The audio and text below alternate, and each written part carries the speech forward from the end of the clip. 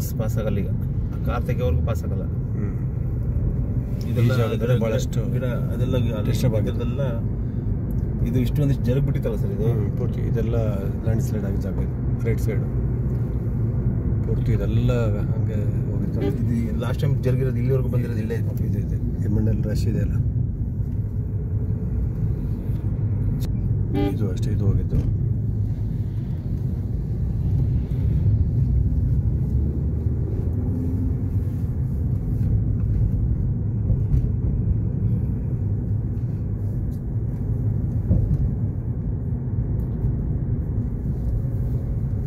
ಎಷ್ಟು ಸ್ಲ್ಯಾಂಟ್ ಮಾಡಿದಾರೆ ನೋಡಿ ಸರ್. ಅದು ತುಂಬ ಹೆಂಗ ತಕ್ಕದ ಸರ್ ಅದನ್ನ ಬೈಕ್ ತಕ್ಕವಾಗಲ್ಲ. ಕಡುಕು ಹೆಂಗೆ ಕೆಳಗೆ ಬಿಡ್ತಾರೆ ಅದಕ್ಕೆ. ಇನ್ನೂ ತಗ್ಬೇಕಿತ್ತು ಅದು. ಅಷ್ಟು ಹೈಟ್ ಹೋದ ತಕ್ಷಣ ಕೆಳಗೆ ಜಾರ್ತಾನೆ ಮನುಷ್ಯ.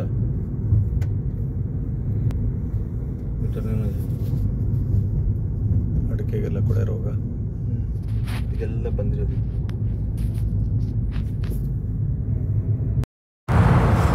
ಆತ್ಮೀಯ ವೀಕ್ಷಕರೇ ನಮಸ್ಕಾರ, ನಾನು ದೇವರಾಜ್ ರೆಡ್ಡಿ. ಇವತ್ತು ನಾನು ದೇವರಕೊಲ್ಲಿ ಮಡಿಕೇರಿ ಹೆದ್ದಾರಿ. ನಾವು 2018ರಲ್ಲಿ ಒಂದು ಮಳೆಗಾಲದ ದಿನಗಳಲ್ಲಿ ನಾವು ನೋಡ್ತಾ ಇದ್ವಿ, ಕೇರಳದಲ್ಲಿ ಕೊಡಗಿನಲ್ಲಿ ಸಾಕಷ್ಟು ಭೂಕಂಪ ಆಯಿತು, ಜೋರು ಮಳೆ ಬರ್ತಾಯಿತ್ತು. ಒಂದು ದಿವಸಕ್ಕೆ 100-150 ಕಿಲೋಮೀಟರ್ ಮಳೆ ಬರುವಂಥ ಸಂದರ್ಭದಲ್ಲಿ ಇದೇ ಸ್ಥಳದಲ್ಲೇ ಇಲ್ಲೇನು ಲ್ಯಾಂಡ್ ಸ್ಲೈಡ್ ನಾವು ಈ ಭಾಗದಲ್ಲಿ ನೋಡ್ತಾ ಇದ್ದೀವಲ್ಲ, ಇದೇ ಜಾಗದಲ್ಲೇ ಆದಂಥ ದುರಂತದ ಒಂದು ಸ್ಟ್ರಿಪ್ ಅಂತ ಹೇಳ್ಬೋದು. ಈ ಹೆದ್ದಾರಿ ಬದಿಯಲ್ಲಿ ನಮಗೆ ಹೇಳಿಕೆ ಭಟ್ರು ಇದ್ದಾರೆ, ಮೇಡಮ್ ಇದ್ದಾರೆ. ಮೇಡಮ್, 2018ರಲ್ಲಿ ನಾವು ಚಿತ್ರದುರ್ಗದಲ್ಲಿ ಬೇರೆ ಬೇರೆ ಕಡೆ ನಾವು ಮನೆ ಮುಂದೆ ಟಿವಿಯಲ್ಲಿ ನೋಡುವಾಗ ಮೀಡಿಯಾದಲ್ಲಿ ನನಗೆ ಭಯ ಆಗ್ತಿತ್ತು. ಅವಾಗ ಪೇಪರ್ನವ್ರು ಹೇಳ್ತಾ ಇದ್ವಿ ಭೂಮಿನೇ ಇಲ್ಲ, ಕೊಡುಗೆ ಇಲ್ಲ, ಕೇರಳವೇ ಇಲ್ಲ ಅಂತೇಳಿ. ಆ ದಿನ ನಿಮ್ಗೆ ಏನು ಅನಿಸ್ತಾ ಇತ್ತು ಅವತ್ತಿನ ದಿನ? ನಿಜ ಹೇಳ್ಬೇಕಂದ್ರೆ ನಾನು ಲ್ಯಾಂಡ್ ಸ್ಲೈಡ್ ಆದಾಗ ನಾನು ಇಲ್ಲಿ ಇರ್ಲಿಲ್ಲ ಊರಲ್ಲಿ, ಇವರು ಇದ್ದಿಲ್ಲ, ಇವರು ಬೆಂಗಳೂರಿಗೆ ಹೋಗಿದ್ರು. ಆದ್ರೆ ತುಂಬಾ ಟೆನ್ಷನ್ ಆಯ್ತು. ಇವರು ಬೆಂಗಳೂರಿಂದ ಬಂದು ನಾನು ನನ್ನ ತಂಗಿ ಮನೇಲಿದ್ದೆ, ಫೋನ್ ಮಾಡಿದ್ರು, ಹೀಗೆ ಬರ್ತಾ ಇದ್ದೇನೆ, ನಮ್ಮಲ್ಲಿ ಎಲ್ಲ ಟಿ ವಿಲಿ ನೋಡ್ತಾ ಇದ್ದೆ, ಎಲ್ಲ ಮಳೆ ಬಂದು ಎಲ್ಲ ಕುಸಿದು, ನಾನು ನಡ್ಕೊಂಡು ಬರ್ತಾ ಇದ್ದೇನೆ, ವೆಹಿಕಲ್ ಬರೋದಿಲ್ಲ, ಮಡಿಕೇರಿಯಿಂದ ಹೊರಟಿದ್ದೇನೆ ಅಂತ ಬೆಳಿಗ್ಗೆ. ಆಮೇಲೆ ಫೋನ್ ಮಾಡಿದರೆ ಫೋನೇ ಸಿಗ್ತಾ ಇಲ್ಲ ಸಂಜೆ ತನಕ. ಆಗ ಮಾತ್ರ ತುಂಬ ಟೆನ್ಷನ್ ಆಯಿತು, ಏನಾಯಿತು ಅಂತ. ಮತ್ತೆ ಒಂದು 4:15 ಆಗುವಾಗ ಫೋನ್ ಮಾಡಿದರು ತಲುಪಿದೆ ಅಂತ. ಹೌದೌದು. ಇಲ್ಲಿ ಎಲ್ಲ ಅದೇ ಸ್ವಲ್ಪ ಮುಂದ್ಗಡೆಗೆ ಕೊಚ್ಚಿ ಹೋಗಿದೆ. ಇವರು ಅದನ್ನು ಸರಿ ನೋಡಿದ್ದಾರೆ ಕಣ್ಣಲ್ಲಿ. ಮೊದಲು ಈ ಲ್ಯಾಂಡ್ ಸ್ಲೈಡ್ ಆಗೋ ಮತ್ತು ಭೂಮಿ ಬೆಳೆಯುವ ಮೊದಲು ಭೂಕಂಪನ ಆಗಿತ್ತು. ಕಂಪನ ಆದಾಗ ಏನಾಯ್ತು ಅಂತೇಳಿದರೆ ಒಂದು ಗುಡ್ಡೆ ಜರಿತ ಅಂತಾರೆ, ಸ್ಫೋಟ ಆಯ್ತಂತೆ. ಆದಾಗ ನೀರು ಉಕ್ಕಿ ಮೇಲೆ ಬಂತು. ಸ್ಥಳ ಎಲ್ಲಿ? ಅದು ಜೋಡುಪಾಲ, ಇಲ್ಲಿಂದ 4 ಕಿಲೋಮೀಟರ್ ಮೇಲೆ. ಅದು ಮತ್ತೆ ರೋಡಿಂದ ಮೇಲ್ಗಡೆಗೆ ತುಂಬ 1-2 ದೊಡ್ಡ ಗಾತ್ರದ ಕಲ್ಲುಗಳು ಕೆಳಗಿಂದ ಬಂದು ಒಂದು ವಾತಾವರಣ ಕರಿಮದ್ದು, ಈ ಬಂಡೆ ಸಿಡಿಸಿದಾಗ ವಾಸನೆ ಬರ್ತಲ್ಲ ಆ ರೀತಿ. ಈಗ ಈ ಕತ್ತಲೆಗಿಂತಲೂ ಜಾಸ್ತಿ ಕತ್ತಲು, ಮಧ್ಯಾಹ್ನವು ಅದೇ ರೀತಿ ಕಾಣ್ತೈತೆ. ಹೌದು. ಆಗ ಬರುವಾಗ ನಾನು ಬೆಂಗಳೂರಿಗೆ ಹೋಗಿದ್ದೆ. ನಾನು ಬೆಂಗಳೂರಿಂದ ಬರಬೇಕಾದ್ರೆ ಹೀಗೆ ಆಗಿದೆ ಅಂತಾಯಿತು. ರಾತ್ರಿ ಮಡಿಕೇರಿಯಲ್ಲಿ ಉಳ್ಕೊಂಡು ಮಾರನೇ ದಿನ ಬೆಳಗಾತ ಮಡಿಕೇರಿಯಲ್ಲಿ ನಡ್ಕೊಂಡು ಬಂದಾಗ ಒಂದು ದಿಕ್ಕಲ್ಲಿ ಈ ರೋಡು ದಾಟಬೇಕು ಅಂತೇಳಿ ನಾವು ಸ್ವಲ್ಪ ಇನ್ನೂ ಸ್ವಲ್ಪ ಹುಡುಗರಲ್ಲ ಅಂಥೇಳಿ ಒಂದು ದಿಕ್ಕಲ್ಲಿ ಇದು ಮಾಡಬೇಕಾದ್ರೆ ರೋಡ್ ದಾಟ್ತಾ ಕೆಸರು ಮೇಲೆ ಬರಬೇಕಾದ್ರೆ ಶಬ್ದಗಳಿತ್ತು. ಬಟ್ಟರೆ ಓಡಿ ಬಂದು ಬರ್ತಾ ಉಂಟು ನೀರು ಅಂತೇಳಿ ನಾನು ಹಿಂದೆ ಜಾರುವಾಗ ನಾನು ಒಂದು ದಾರಿ ಕೆಸರಲ್ಲಿ ಕೂತೋದಾಗ ಒಂದು ಅಮರಿಸಿ ಮೇಲೆ ಎತ್ತಲಿಕ್ಕೆ ನೋಡಿದ್ರೆ ಎದ್ದು ನೋಡ್ತೇನೆ ಒಬ್ಬ ಹೆಣ ಮಲಗಿದ, ಅವನ ಕಾಲು ಈ ತೊಡೆಯಲ್ಲಿ ಇರೋದು ನಾನು ಮೇಲೆ ಹತ್ತಿದ್ದೇನೆ. ಮೇಲೆ ಬರ್ತಾ ಇರಬೇಕಾದ್ರೆ ಇನ್ನೊಂದು ದಿಕ್ಕಿಂದ ನೀರು ಬಂತು. ಆ ಸಂಕ, ನಾವು ಹಳೆ ಸಂಕ ಇತ್ತು, ಅದು ಬಿದ್ದೋಯ್ತು ಕಣ್ಣಾರೆ. ಆದ್ದರಿಂದ ಮತ್ತೆ ನಾವು ಕೆಳಭಾಗದಲ್ಲಿ ಬಂದು ಕಾಡಾಗಿ ಬಂದು ಮನೆಗೆ ಎತ್ತಿದ್ದೇವೆ. ಅಂಥ ಪರಿಸ್ಥಿತಿ ತುಂಬ ಕಠಿಣ. ತುಂಬ ಕೃಷಿ ಭೂಮಿಯೆಲ್ಲ ತುಂಬ ನಾಶ ಆಗಿದೆ. ಅಂತರ ಮೇಲೆ ಇಲ್ಲಿ ಕೂಡ ಕಂಡಿಂತ ಒಳ್ಳೆ ಕೃಷಿಕರು, ಒಳ್ಳೆ ಶ್ರಮ ಪಡುವವರು, ಅವರದ್ದು ತುಂಬ ಜಾಗಗಳು ಹೋಗಿದೆ. ಹಾಗೆ ಇಲ್ಲಿ ಮೇಲೆ ಮೇಮಲೆ ಅಂತ ಇದೆ, ಆ ಸೈಡಲ್ಲಿ ಹೋಗಿದೆ. ಇತ್ಲಾಗಿ ಇಲ್ಲೇ ನಮ್ಮ ಮೇಲೆ ನಮ್ಮ ಅಂಗಡಿ ಬ್ಯಾಕ್ ಸೈಡು ಪರ್ವತದ ಮೇಲಿಂದ ಜರಿದಿದೆ. ತುಂಬ ಅನಾಹುತಗಳಾಗಿದೆ. ಹೆದ್ದಾರಿ ಪೂರ್ತಿ ಬಂದಾಗಿದೆ. ಹೌದು. ಆಗ ನಾವು ಏನು ಮಾಡಿದ್ದೇವೆ ಅಂತ, ನಾವು ನನಗೆ JNT ಗಳಿದ್ದರಿಂದ ನಾನು DC ಅವರಿಗೆ ತೋಟಗಾರಿಕೆ ಇಲಾಖೆಯವರ ಮುಖಾಂತರ ನನಗೆ ಕೊಡಗಿನ GMPTಗೆ ನನಗೆ ಹೋಗ್ಲಿಕ್ಕೆ ಒಂದು ಪರ್ಮಿಷನ್ ಕೊಡಬೇಕು ಅಂತ ಅವರು ಪರ್ಮಿಷನ್ ನಾನು ಎಲ್ಲ ದಿಕ್ಕಿಗೂ ಇಡೀ ಕೊಡಗಲ್ಲಿ ನನ್ನ GMPTಗಳು ಎಲ್ಲಿಂಟು ಅಲ್ಲಿಗೆಲ್ಲ ಹೋಗ್ತಿದ್ದೆ. ನನಗೆ ಆ ಮಟ್ಟಿಗೆ ಏನೂ ತೊಂದರೆ ಆಗಲಿಲ್ಲ.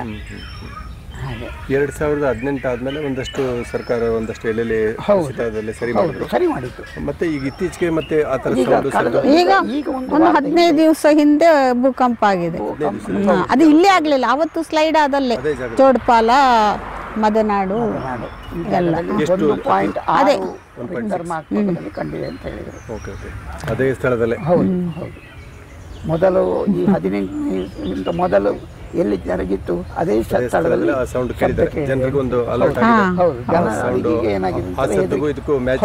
ಹೌದು ಹಾಗೆ ಇರಬಹುದು ಅಂತ ಹೇಳುವಂಥ ಮಾನಸಿಕ ಇರ್ತದಲ್ವಾ. ಹೌದು.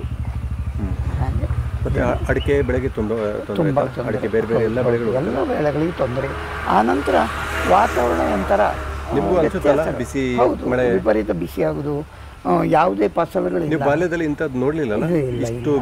ಇಲ್ಲ ಈ ರೀತಿಯ ಬಿಸಿಲು ಆಗಲಿ ಸೆಕೆ ಆಗಲಿ ಅಥವಾ ಈ ರೀತಿಯ ವಾತಾವರಣ ನೋಡಲಿಲ್ಲ. ನನಗೆ 65 ವರ್ಷ, ನನ್ನ ಗೊತ್ತಿದ್ದಾಗಿಲ್ಲ. ನಿಮ್ಗೆ ಕೊಡಗಲ್ಲಿ ಇಂಥ ಒಂದು ದೇವರ ಸೃಷ್ಟಿ ಮಾಡಿರ್ತಕ್ಕಂಥ ಅಂತ ಒಳ್ಳೆ ಆಮ್ಲಜನಕ, ಒಳ್ಳೆ ನೀರು, ಒಳ್ಳೆ ಪರಿಸರ ಇದ್ರೆ ಅದು ಕೊಡಗಲ್ಲಿ. ಇಂಥ ಜಾಗದಲ್ಲಿ ನೋಡುವಾಗ ಒಂಥರ ಮುಂದಿನ ದಿನಮಾನಗಳು ಮತ್ತೆ ಕಳೆದ ಬಾರಿ ಟೆಂಪರೇಚರ್ 36 ಡಿಗ್ರಿ, 42 ಡಿಗ್ರಿವರೆಗೆ ಬಂದಿದೆ. ಹೌದು. ನಾವೆಲ್ಲ ಗುಲ್ಬರ್ಗಾದಲ್ಲಿ 42 ಡಿಗ್ರಿ ಸಂಪಾದಿಸಿ, ಈಗ ಇಲ್ಲಿ ಮೊನ್ನೆಯಿಂದ 38 ಡಿಗ್ರಿ. ಯಾವ ಮಳೆಗಾಲದಲ್ಲಂತೂ ಜೋರು ಮಳೆ ಅಲ್ವಾ, ನೀರು ಇಷ್ಟೆಲ್ಲ ಇದ್ರು ಸಹ ನಿಮಗೆ ಎಲ್ಲೋ ಒಂದ್ ಕಡೆ ಭೂಮಿಗೆ ನೆಮ್ಮದಿ ಇಲ್ಲ ಅಲ್ವಾ? ಅಲ್ಲ, ನೆಮ್ಮದಿ ಇದ್ದರೆ ಭೂಮಿ ಹಂದಾಡಿದ್ರೆ ಮತ್ತಿನ್ನೇನಿದೆ, ಏನೂ ಇಲ್ಲ ಅಂತ ಪರಿಸ್ಥಿತಿ. ಹಾಗಾಗಿ ಯಾರು ಏನು ಮಾಡ್ಲಿಕ್ಕೆ ಆಗೋದಿಲ್ಲ ಅಂತ ಒಂದು. ಅದೇ ಪರಿಸರದವರು ಅಲ್ಲಿ ಪೇಟೆಯಲ್ಲಿ ಕೂತ್ಕೊಂಡು ಹೇಳ್ತಾರೆ, ನೀವು ರೆಸಾರ್ಟ್ ಮಾಡ್ತೀರಿ, ಅದು ಮಾಡ್ತೀರಿ, ಇದು ಮಾಡ್ತೀರಿ, ಹಾಗಾಗಿ ಜರ್ನಿ.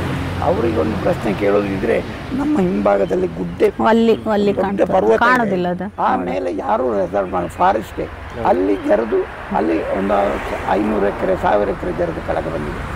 ಆಗ ಅಲ್ಲಿ ಯಾರು ಮಾಡಿದ್ದಾರೆ? ಹಾಗಾದ್ರೆ ನಿಜವಾಗಿ ಅದರಿಂದ ರೆಸಾರ್ಟ್ ಇರೋ ಜಾಗದಲ್ಲೂ ಆಗಿದೆ, ಇಲ್ಲದೆ ಇರುವಲ್ಲೂ JCB ಕೆಲಸ ಮಾಡಿ ಸೌಮ್ಯವಾದಂಥ ಜಾಗ ರೆಸಾರ್ಟ್ ಮಾಡಿ ಆಗಿರ್ಲಿಕ್ಕಿಲ್ಲ. ಏನೊಂದು ಭೂಮಿಯಲ್ಲಿ ತೊಂದರೆಗಳು, ಈ ರೇಖಾಂಶ ಅಕ್ಷಾಂಶಗಳು, ವ್ಯತ್ಯಾಸಗಳು. ನೀವು ಆ ಪರ್ವತಕ್ಕೆ ಅಂತ ಹೇಳ್ತೀರಾ ಹೆಸರು? ಪಶ್ಚಿಮ ಘಟ್ಟ ಅಂತಲೇ. ಅಲ್ಲ, ಇದು ನಿಶಾನಿ ಬೆಟ್ಟ. ಅದು ಸಹ ನಿಮಗೆ ಸ್ಲೈಡ್ ಆಗಿದೆ. ಹೌದು, ಅದು ಕಾಣ್ತದೆ ಅಲ್ಲಿ, ಅಲ್ಲಿ ಹೋದ್ರೆ ಕಾಣ್ತದೆ. ಯಾವುದು ಕೃಷಿ ಎಂತ ಏನಿಲ್ಲ, ಫಾರೆಸ್ಟ್, ಫುಲ್ ಫಾರೆಸ್ಟ್ ಅಂತ ಒಂದು ದಟ್ಟ ಅರಣ್ಯದಲ್ಲಿ ಸಹ ಜರುಗಿದೆ. ಹೌದು.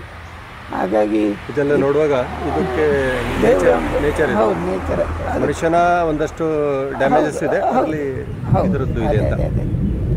ಮತ್ತೆ ಈಗ ಮೊನ್ನೆ ಅವತ್ತು ತಲಕಾವೇರಿಯಲ್ಲಿ ಹೇಳಿದ್ರು, ಅದು ನೀರಿಂಗಿಸ್ಲಿಕ್ಕೆ ಗುಂಡಿ ಮಾಡಿದ್ರು, ಅದರಿಂದಾಗಿ ಜರಿತು. ಅಲ್ಲೇ ಅಲ್ಲ, ನೀರಿಂಗಿಸದಿದ್ರೆ ನೀರು ಎಲ್ಲಿಂದ ಬರ್ತದೆ? ತಲಕಾವೇರಿ ಅಂತ ಜಾಗದಲ್ಲಿ ನೀರಿಂಗಿಸದಿದ್ರೆ ಮತ್ತೆ ಇನ್ನೆಲ್ಲಿ ಉಳಿಯುತ್ತದೆ?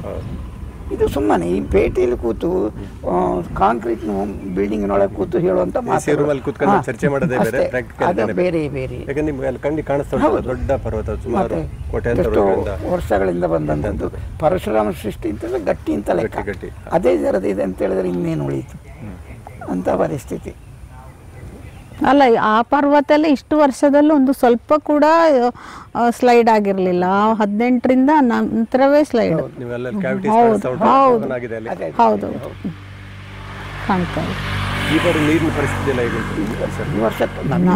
ಇಲ್ಲಿ ಟೋಟಲ್ ಕಡಿಮೆ. ಹೌದು, ಜಲಮಟ್ಟ ಕೆಳಗೆ ಹೋಗಿದೆ. ಹೊಡೆದಾಗ ನನ್ನ ಒಂದು, ನಾನು ತಿಳಿದವನು ಏನೂ ಅಲ್ಲ ಅಂತ ನಮ್ಮದೊಂದು ಗೆಸ್, ಈ ಭೂಮಿ ಯಾವಾಗ ಸ್ಫೋಟ ಆಯಿತು ಅಂತರ್ಜಲದಿಂದ ಕೆಳಗಿಂದ, ಆಗ ಕೆಳಗೆ ಭಾಗದಲ್ಲಿ ಕಮ್ಮಿ ಆಗಿದೆ.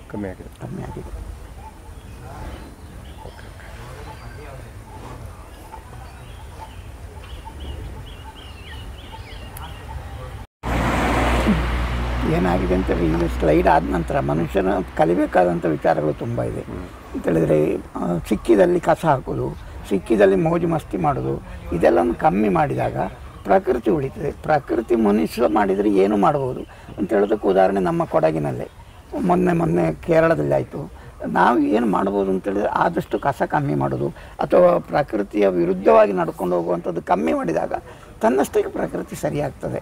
ಜನಗಳು ಅದನ್ನು ಸ್ವಲ್ಪ ಮನಸ್ಸಿಗೆ ಅರ್ಥ ಮಾಡಿಕೊಳ್ಬೇಕು. ಕೆಲವು ಜನ ಈಗ ಕೊಡಗಿನಲ್ಲಿ ಶುರು ಮಾಡಿದ್ದಾರೆ, ಕಸ ಹಾಕಿದರೆ ಪೊಲೀಸ್ ಕಂಪ್ಲೇಂಟ್ ಕೊಟ್ಟು ಆದ್ರೂ ಅವ್ರ ಹತ್ರ ತೆಗಿಸ್ತಾರೆ.